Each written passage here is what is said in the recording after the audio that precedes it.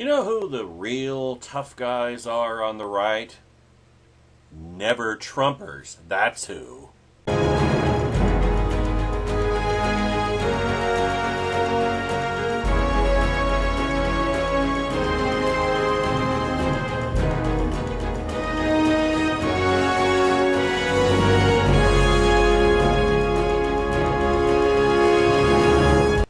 David French, a tougher guy than even yours truly, pursues this topic, lays down the law, throws down the gauntlet before the Trump cult at nationalreview.com.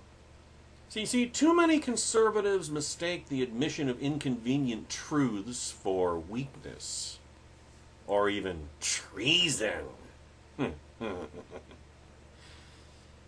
Yes, this is, well, I won't use the term until Mr. French gets to it.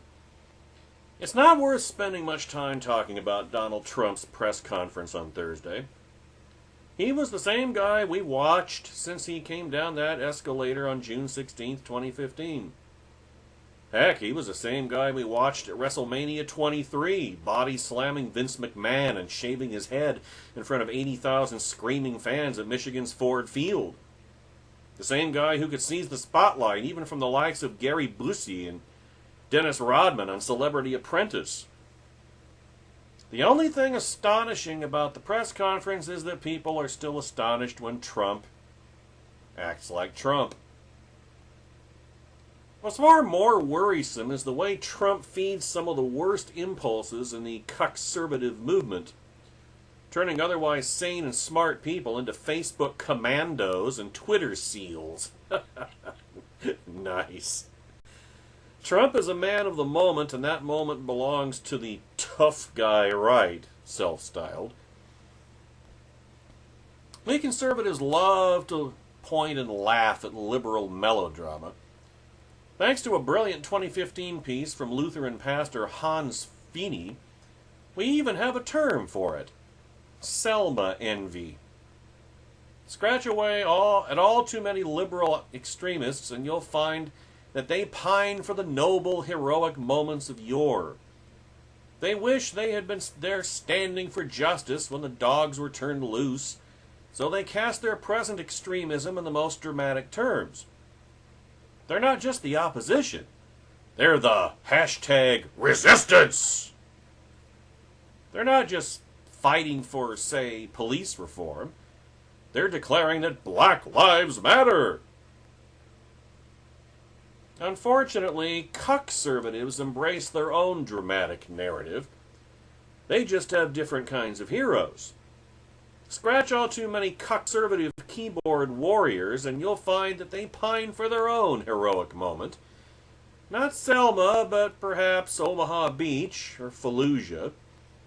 They wish they had been there fighting evil when the bullets flew, so they cast their present activism in the most dramatic terms. They're not just typing, they're fixing bayonets. They're not just tweeting, they're firing back. They are the self-styled tough guy right. You can always tell when you're dealing with them.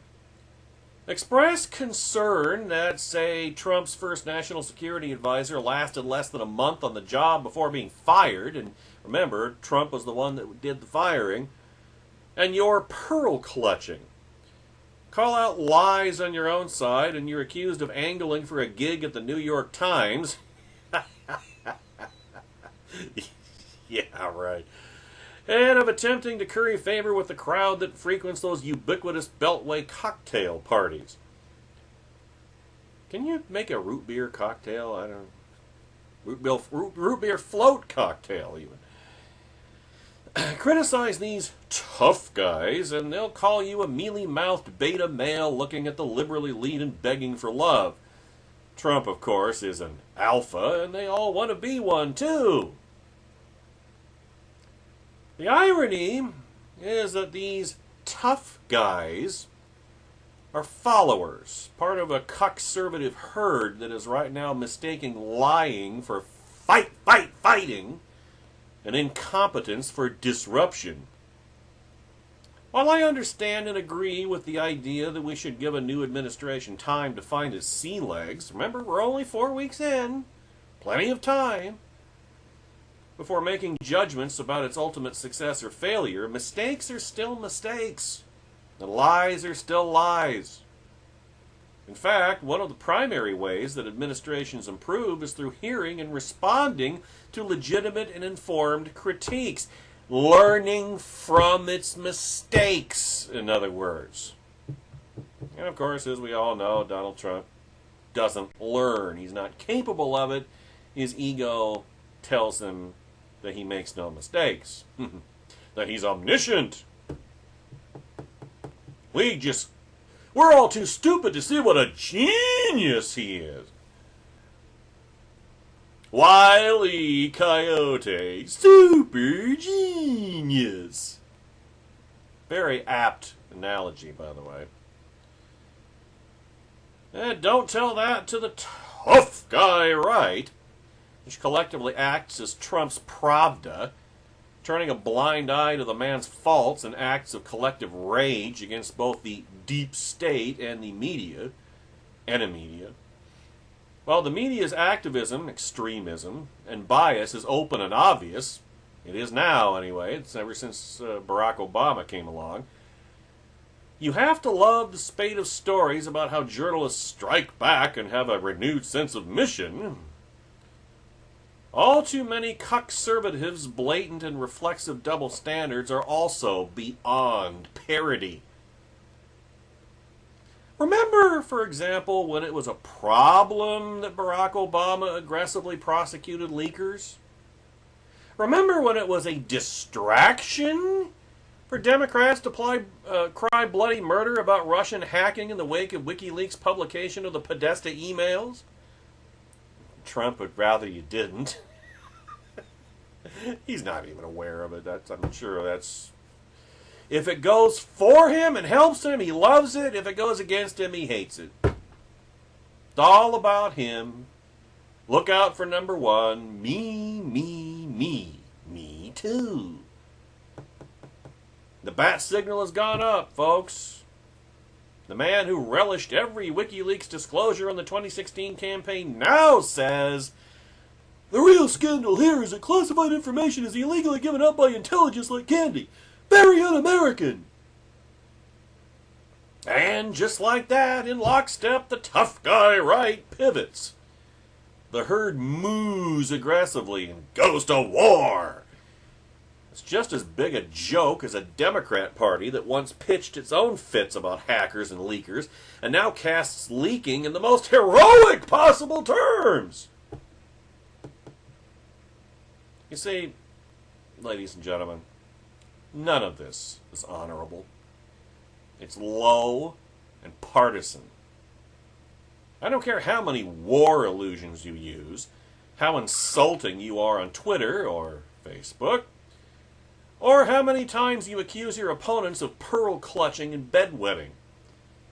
Unless your argument, or I've been accused of being, let's see, a wife beater, a drug addict, and a drunk, just to name a few, by Trump supporters. Unless your argument is honest, principled, and consistently applicable to both sides, you're just being tribal. This is tribalism. Unprincipled tribalism. Hatfields versus McCoys. It's that bad. And principles, who cares about principles? We just gotta get them. And the other side says the same thing. How did Jay Caruso describe it earlier in this video, or in an adjoining video? A gorilla and a bunch of chimpanzees throwing shit at each other? That about sums it up. There's nothing tough about tweeting and nothing weak about telling the truth. Selma envy is driving the extremist left to, well, even more extremism and hysterics.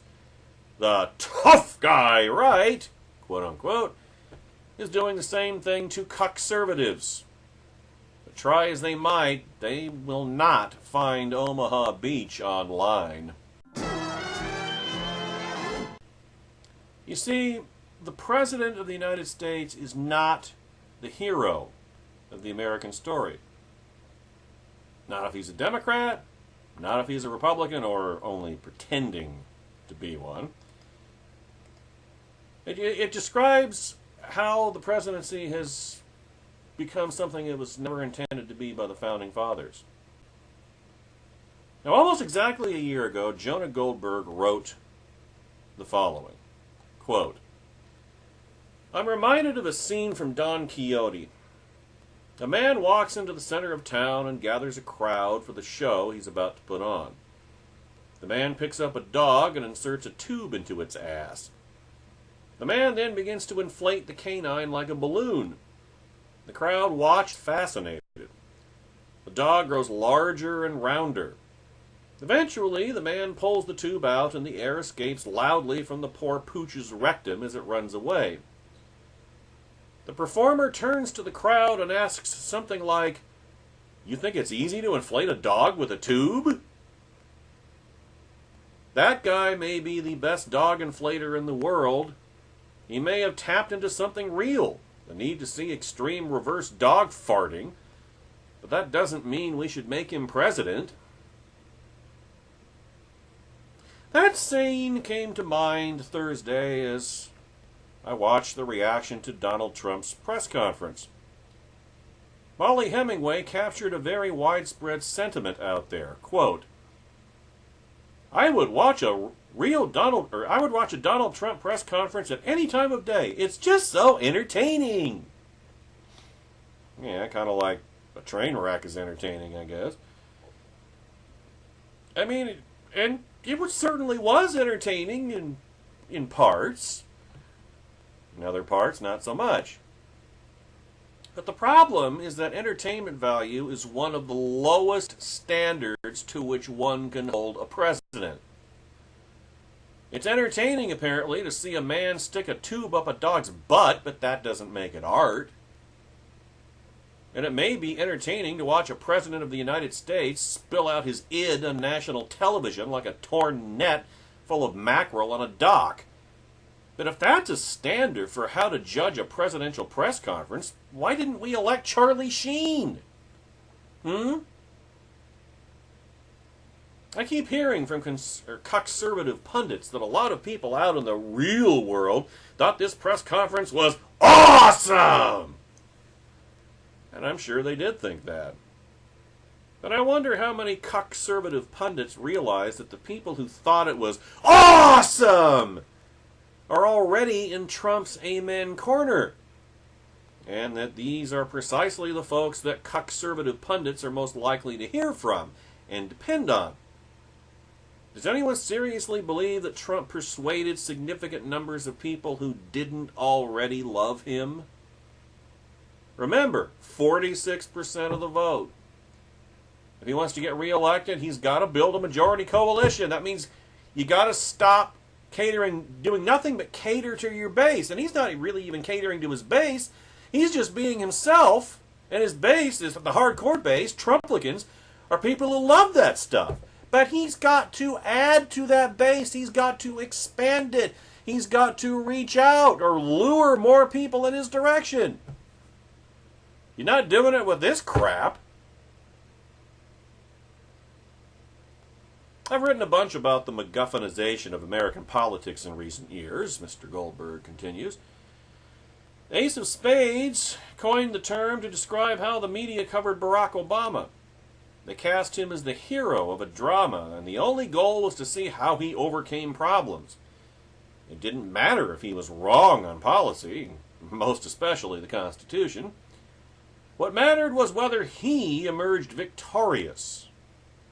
In a movie or a book, the MacGuffin is the thing the hero wants. Usually the villain wants it too, and their conflict over who will end up with the MacGuffin forms the basic spine of the story. Further on, Ace wrote, quote, watching Chris Matthews interview Obama, I was struck by just how uninterested in policy questions Matthews and his panel were, and how almost every question seemed to be at heart about Obama's emotional response to difficulties. Not about policy itself, but about Obama's hero's journey in navigating the plot of President Barack Hussein Obama. The movie! As with a MacGuffin in the movie, only the hero's emotional response to the MacGuffin matters. Close quote. It was the MacGuffin dynamic that first made me realize that Trump could defeat Hillary Clinton. Now, the MacGuffin thing is just a useful metaphor or analogy. But the dynamic it captures goes to the very core of human nature. While working on his book, Mr. Goldberg has come to believe more than ever that man is a storytelling being, and that stories are what give us meaning, direction, and passion. Hume's point about reason being a slave to passion should be more properly understood as reason is a slave to narrative. We can talk about that more later. The relevant point here is that Trump was right when he said Thursday that he didn't divide America, it was divided when he showed up. What concerns me is that vast numbers of conservatives who lamented the MacGuffinized presidency and media of the Obama era have grabbed with both hands the MacGuffinized presidency of Donald Trump. It's entirely true that the press served as an eager participant in the story of Obama. It is also entirely true that much of the media is playing the reverse role in the story of the Trumpidency. And it's also the case that much of the conservative media is now playing the role they once decried in the Media. The same people who rolled their eyes at every clickbait headline blaring, "Watch as Jon Stewart destroys this or that Republican," now cheer as Trump rails against the failing New York Times or very fake news. It doesn't matter that Trump's arguments are as bogus, selective, or disingenuous as Stewart's. What matters is to cheer the butthurt of Chuck Todd, NBC News, or Jim Acosta, or some other enemy. In other words, again, tribalism.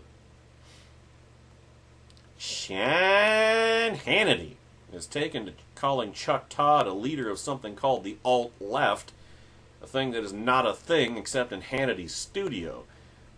Incidentally, parenthetically, the alt and alt-right refers to a desire to replace actual conservatism, constitutional conservatism, with National Socialism. What left is Chuck Todd trying to replace? This is wheat tea Alinskyite distraction. Very telling. You know, I'm reminded long enough to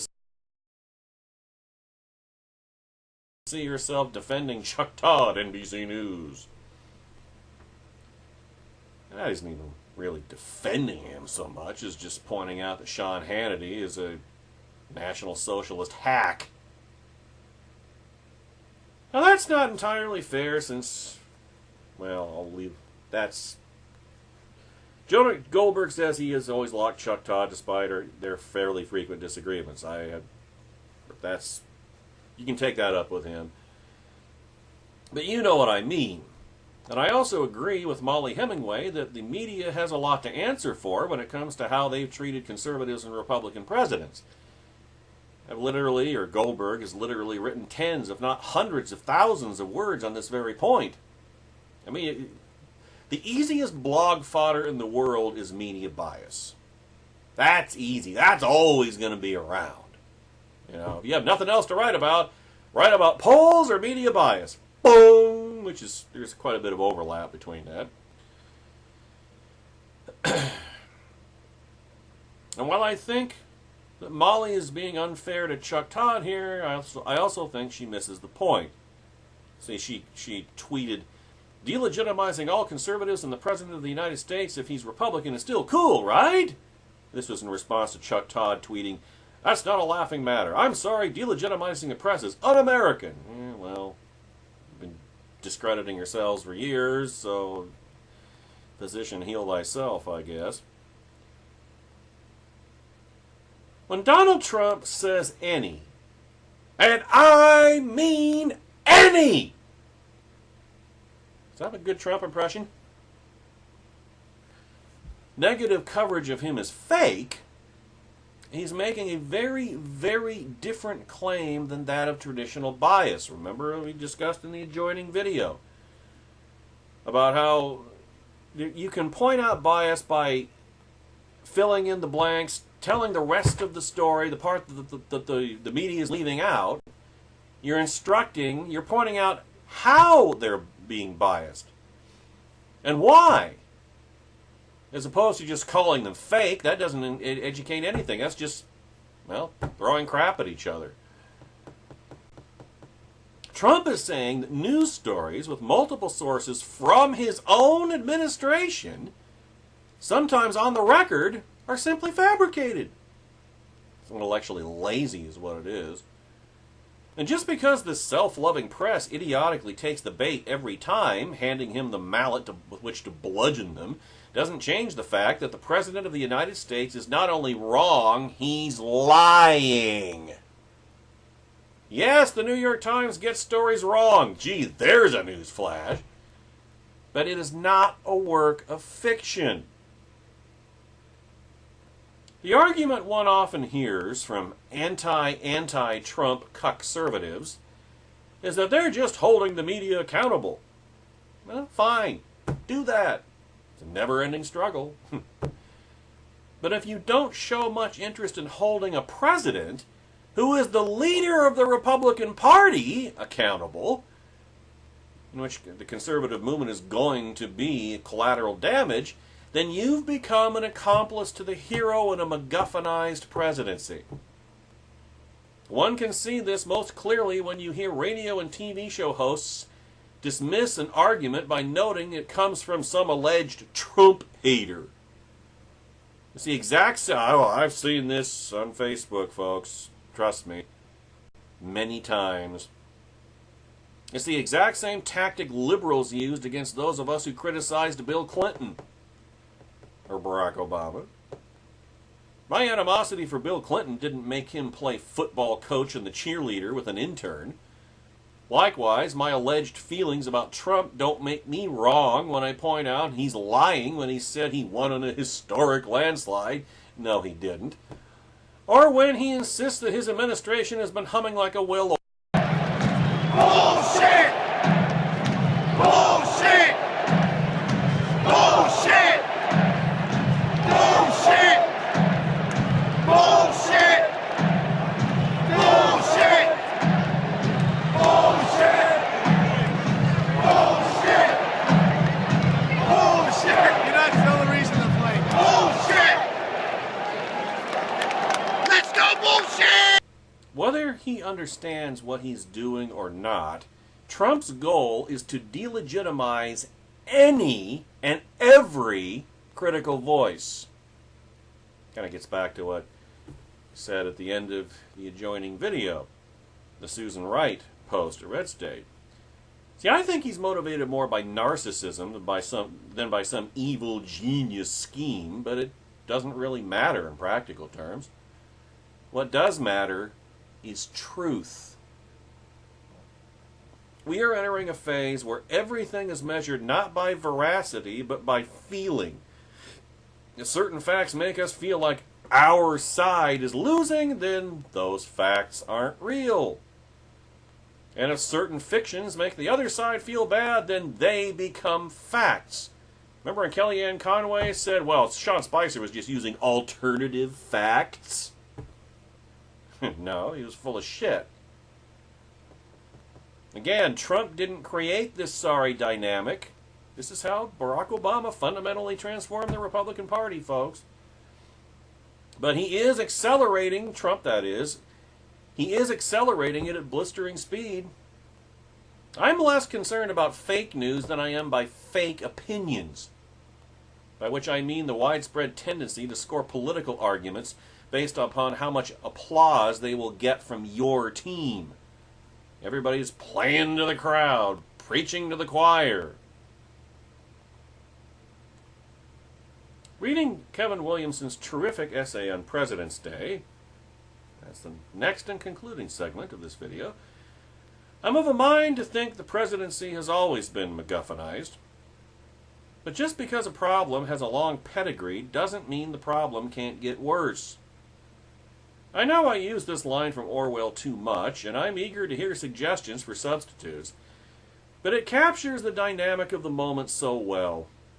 A man may take to drink because he feels himself to be a failure, and then fail all the more completely because he drinks.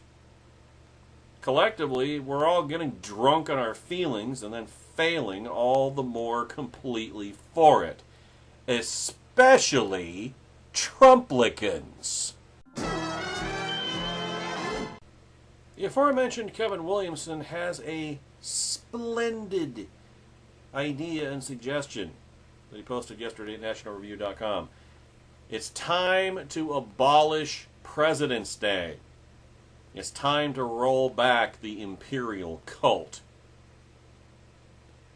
Monday, this coming Monday, is President's Day, a.k.a. Washington's birthday federally, a.k.a. Washington and Lincoln Day in Colorado, Ohio, and Utah, a.k.a. Washington and Jefferson's birthday in Alabama, a.k.a. Washington and Daisy Gatson Bates Day, seriously, in Arkansas, no joke, a.k.a. another excuse for the sort of underemployed, worthless miscreants who get federal holidays off to enjoy another 3-day weekend while contemplating the absolute historical and epoch-defining splendor of an august office held by the likes of Andrew Johnson, Millard Fillmore, Franklin Pierce, James Buchanan, Woodrow Wilson's wife, William Jefferson Clinton's humidor, Barack Hussein Obama, and Donald J. Trump.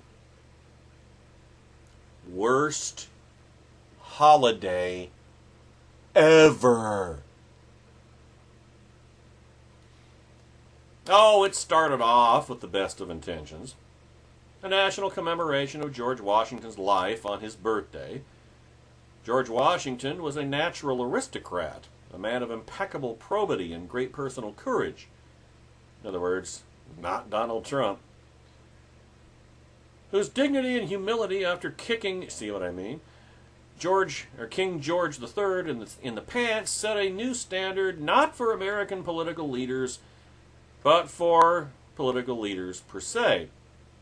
When Washington said he intended to return to his farm rather than establish himself as a lord in the new dominion he had wrested away from the British Empire, King George III famously declared, "If he does that, he will be the greatest man in the world." What do you think Trump would have said in King George III's place? Probably would have called Washington a loser. But Washington did just that, resigning as commander-in-chief and going home to Virginia. The new republic was not yet done with him, though, and he returned to serve as president before returning to the farm for good. Washington was, as David Boaz put it in his excellent essay of that title, the man who would not be king. He would not accept a title or an honorific and establish the excellent Republican small r practice of referring to the chief executive simply as Mr. President. George Washington did not need the presidency. The presidency needed him. There have been some great men and some good men, and a few who were both, in the White House since then. Thomas Jefferson, Abraham Lincoln, Calvin Coolidge, Dwight Eisenhower, Ronald Reagan. Some of them took Washington's example to heart. Lincoln was incapable of personal grandiosity. Coolidge eschewed pomp and ceremony, and Eisenhower insisted that he be laid out in the plain pine box of an ordinary soldier, wearing a field jacket with no medals or ribbons on it. Reagan had a touch too much Hollywood in him. Perhaps he was only overcompensating for the gloom of the Johnson, Nixon, Ford, Carter years, and elevated the showmanship of the office to an unwelcome level. Among other things, he popularized the lamentable practice of having the president, who is a civilian rather than a uniformed military officer, returning salutes. Ike, who knew better, did it too.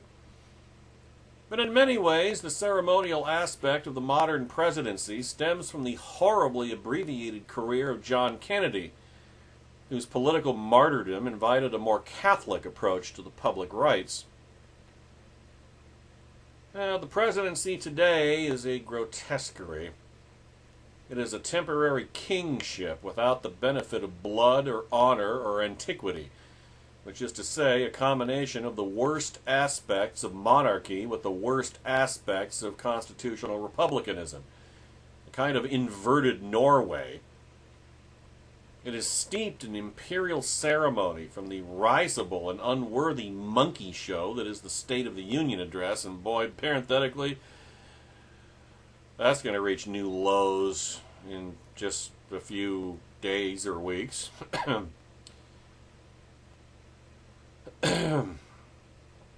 To the motorcades and Air Force One, to the elevation of the First Lady, or increasingly capital F First, capital L Lady, to the position of Royal Consort, our Chief Magistracy,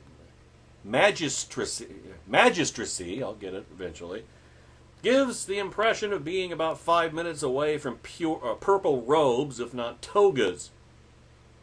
In fact, there is in Philadelphia a wonderful statue of Ben Franklin in a toga, which one can sort of imagine, so long as one also imagines him chugging beer with the Wild Boys and Tau Delta Chi. And what kind of god emperor does not have a national day set aside for worshiping him and his kind? This is knucking futs. The President of the United States is the chief officer of the federal bureaucracy, the head of one branch of a government that, no, not three co-equal branches, three branches where Congress is preeminent, hence its powers laid out in Article 1 in exacting detail, and then the President, per Article 2, and then the judiciary, per Article 3. Congress is supposed to be preeminent over the President. That's the point. Strictly speaking, it is not given to him to make law.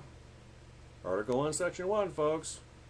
All legislative power is to be concentrated in a Congress of the United States, not the President, but only to see to the enforcement of the laws passed by Congress, and maybe to veto one here or there. And remember, way back in the start of the Republic, presidents only vetoed bills that they considered to be unconstitutional. Partisanism and policy had nothing to do with it. The one and only consideration for a president was, is this bill constitutional? Those were the days, huh?